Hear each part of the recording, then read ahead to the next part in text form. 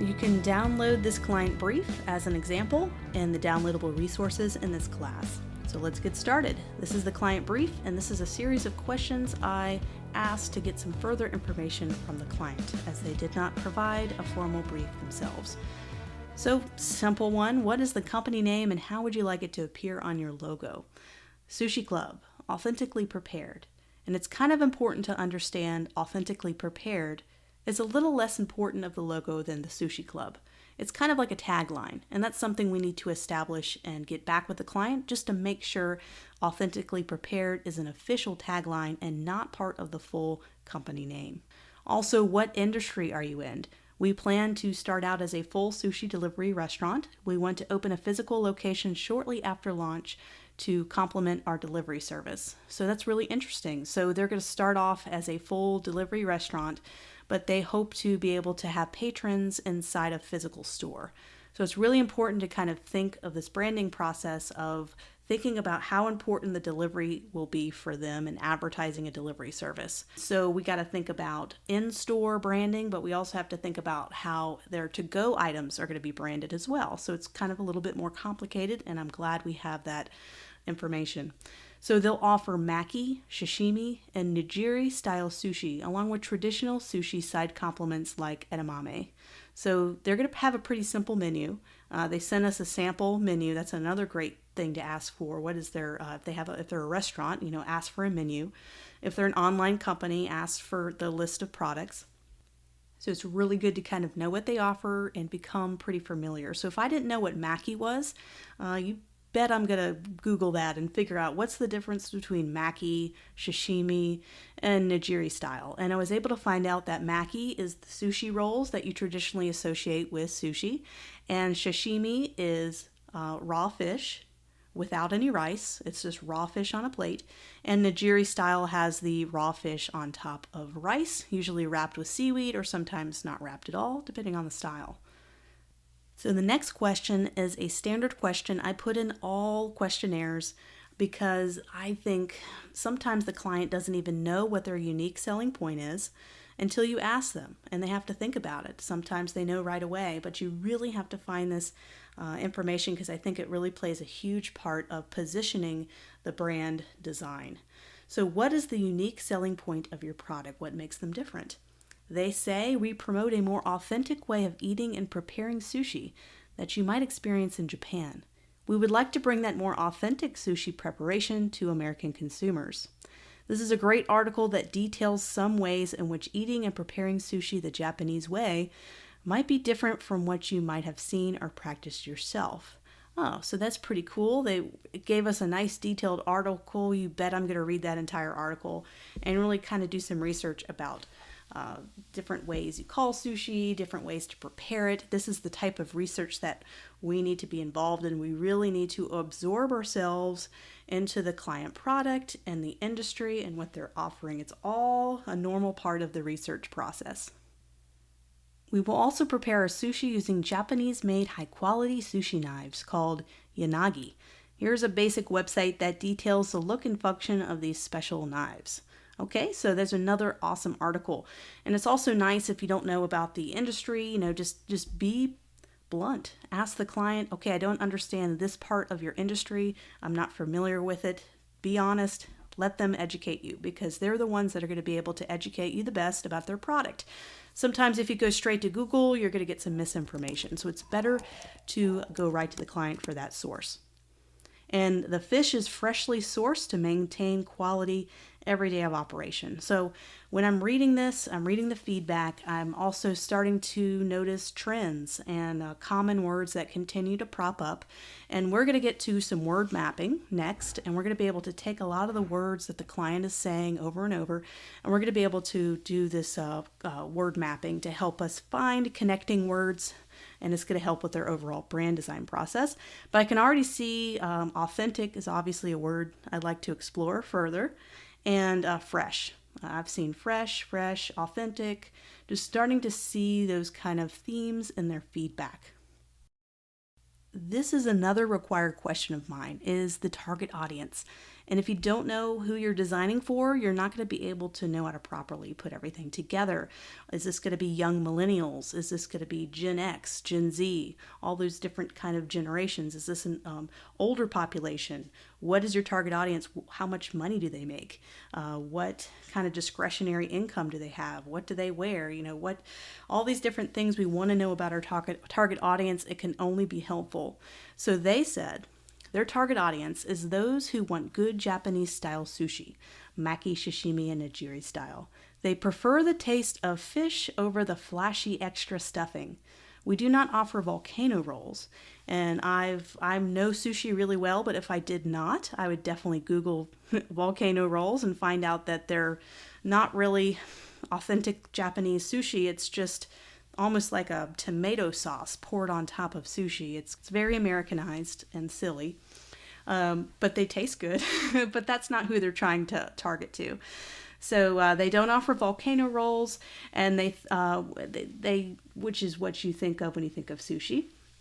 We do offer rice-based rolls, but they will be made with simple ingredients and never more than 3 in one roll. So visiting and doing research and going to different sushi restaurants, I discovered that they do kind of pack their sushi with lots of different ingredients, which is usually, kind of complicates the taste, and you can't really taste the fish anymore.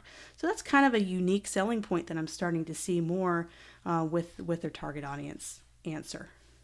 Another good one is, what is your price point? That also helps determine our target audience. If they're a super high price point, then they might need to have a different reserved, higher end, simple, elegant brand presentation. If they're more casual and they're the cheapest in their industry, it's probably going to be kind of more fun, bright, casual kind of presentation. So this is important to kind of know, where do they fall price point wise. So they said, we spend a good amount of money making sure we source organic, fresh fish, and I'm noticing the word fresh again, so I'm just making a note. Okay, they mention the word fresh a lot. But also soy, ginger, and other required ingredients to maximize the tasting experience. It's interesting they use the word experience. I'm definitely going to take a note of that.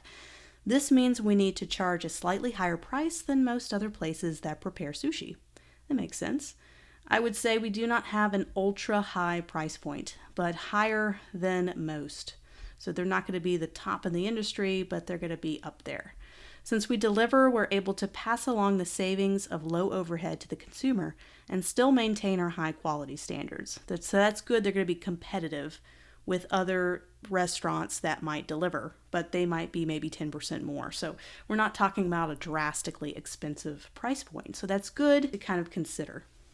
So another question I like to throw out there, because you never know what the client's going to give back to you. They may not answer a question. That happens a lot. But sometimes they answer and they give you some good feedback. But in this case, style preferences. So they said, we have no clue. We love a very traditional, simple, elegant look, but we also fear we will be seen as pretentious.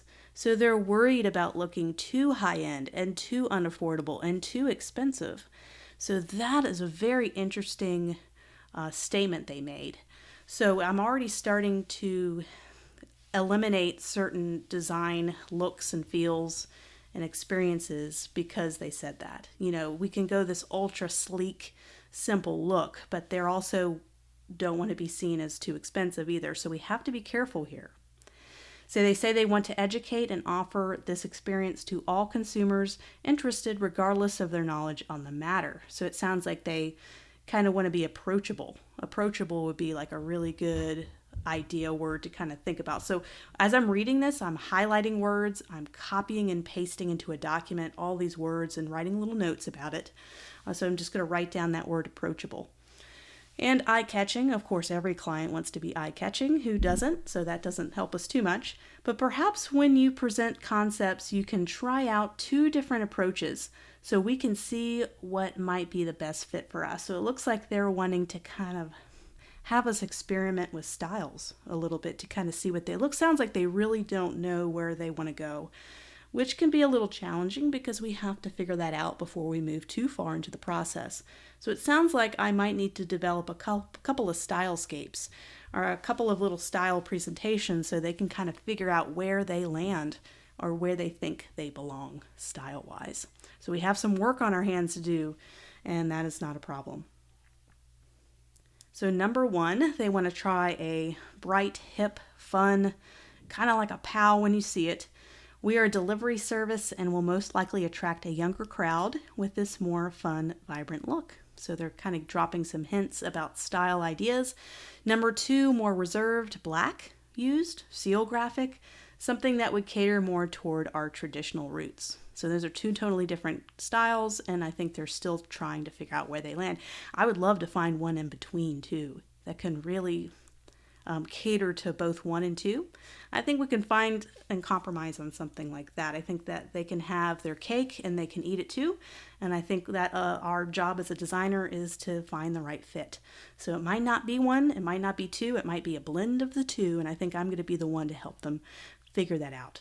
So I know these 2 are totally different styles, but part of the branding process we go through with you will also help us shape our marketing strategy, price point, and other business decisions. So it sounds like they're at the very beginning of this process in terms of opening this restaurant, and we are going to help them figure out a lot of things already. So they're still not 100% finite on everything about the company, and that's okay because that happens.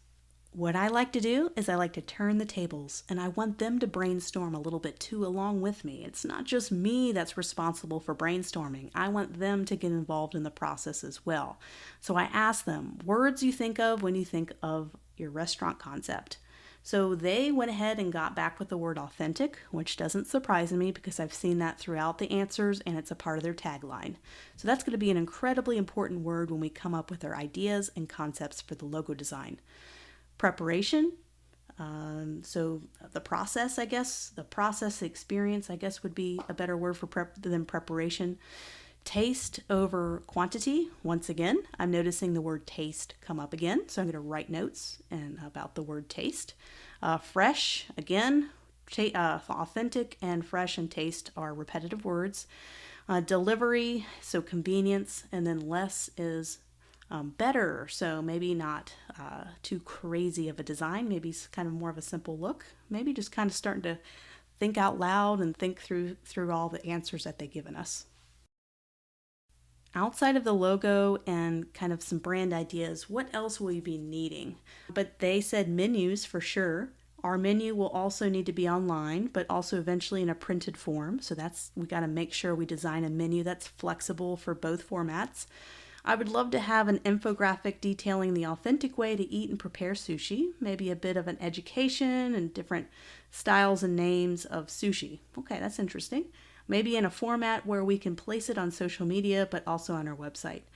I will want to see the brand on chopstick wrappers. We have a company already that can place the graphics on these, as well as other items that will come with the delivery kit, like boxes, bags, and napkins. So it sounds like we need to really work on some delivery branding, so bags, boxes, and those chopsticks. That could be where we can test out our logo design once we get that finished as kind of a presentation for them so they can see it on the things that they need the most. So I already have some raw ideas and information I was able to write down from all of this, so I'm going to keep that on the side as I continue to gather more and more research to add to this. So next, I like to kind of study the industry a little bit more, and the best way to do that is some competitor research. We talked about this before, how maybe visiting sushi restaurants would be a great way to experience this. But if your company is an online company, there's fantastic ways to do some competitor research by just simply Googling the industry or Googling their name if they're already a business and finding out who comes up second and third on Google, and kind of going through their competitors' process. If they have an online checkout process, go through that online checkout process. You need to really be able to know what they offer and how maybe you can present something different for the client that you're doing. So competitor research is incredibly valuable.